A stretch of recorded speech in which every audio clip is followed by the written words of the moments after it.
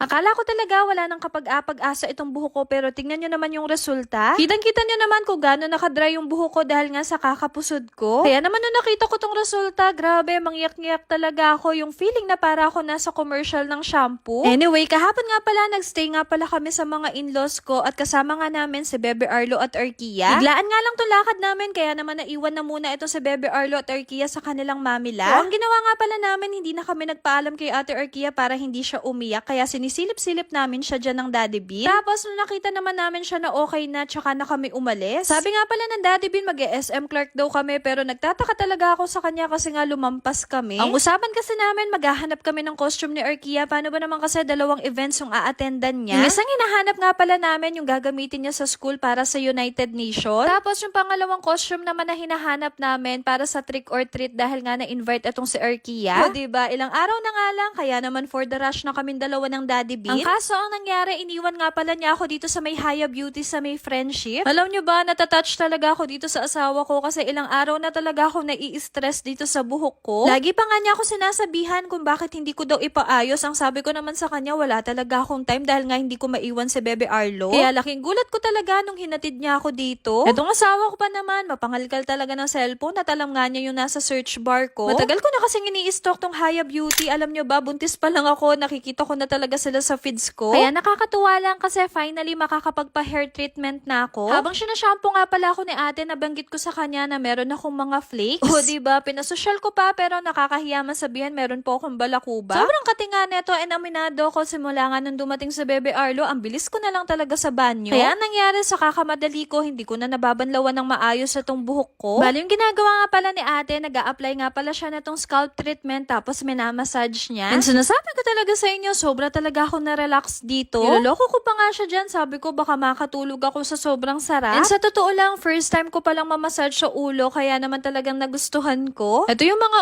oras na gusto kong tumigil kasi nga gustong gusto ko yung ginagawa sa akin ni ate. Anyway, yung inavail ko nga pala sa kanila ay scalp treatment plus Kera Duo. Kaya naman sa mga oras na yan, nag-a-apply na sila sa akin ng keratin. Bali, isang oras nga pala tong ibababa. Medyo nakokonsensya pa nga ako sa mga oras na yan. Paano ba naman kasi ang Daddy Bean punong abala sa paghahanap ng costume? Pero wala na rin naman ako magagawa dahil ginusto rin naman niya to. Medyo matagal pa nga ang paghihintay ko kaya naman naisipan ko na munang pa-manicure. Bet ko nga din magpa-foot spa and pedicure kaso ang sabi ko sa kanila, aantayin ko na nga lang ang Daddy Bean para sabay na lang kami. O diba, literal na me time ang nangyari kaya thank you so much Daddy Bean. In fairness naman sa salon na to, meron silang pa coffee and free snack. At hindi lang yun, isa pa nga pala sa nagustuhan ko dito, free wifi sila. Then after 1 hour, kinusot na nga pala itong buhok ko binanlawan. Sa sobrang haba kasi na itong buhok ko para talaga silang naglalaba. Kaya wala kaming ginawa dito kung hindi magtawanan. Pinagtulungan na nga rin nila itong pagpapatuyo dito sa buhok kong napakahaba. Kaya buti na lang talaga magandang klase nga itong hair blower nila at agad natuyo itong buhok ko. Then after nga pala nilang patuyuin, pinlansya naman nila itong buhok ko. Habang pinapanood ko nga itong mga clips na to, talagang nasasatisfy ako sa ginawa nila. Kasi nga, sinasabi ko talaga sa inyo, napakapulido dito, hindi sila bara-bara. And alam nyo ba, bukod sa napakaganda ng service nila dito, nagustuhan ko talaga yung mga staff nila kasi nakakwentuhan ko talaga sila ng bongga. Hindi ko nga namalaya na hindi ko nga kasama ang Daddy Bean kasi nga hindi ako nainip sa kanila. Hindi pa nga pala ako nakakapagmerienda sa mga oras na yan kaya natatouch talaga ako dito kay Daddy Bean dahil nga pinagdala niya ako ng coffee and shawarma. Alam na alam niya talaga yung favorite ko at tingnan nyo naman, napaka-sweet. Kaya minsan, nagdududa na talaga ako sa kabaitan niya. Uy, char lang. Anyway, pakita ko na nga pala sa inyo ng mabilisan na tong resulta ng buhok ko. Grabe, mangiyak-ngiyak nga ako nung nakita ko talaga tong resulta. Yung feeling na para ako nasa commercial ng shampoo. At napakanta pa nga ako ng sumusunod sa galaw mo, sumusunod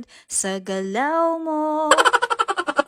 At mapapasabi ka talaga ng Haya Beauty only touches my hair.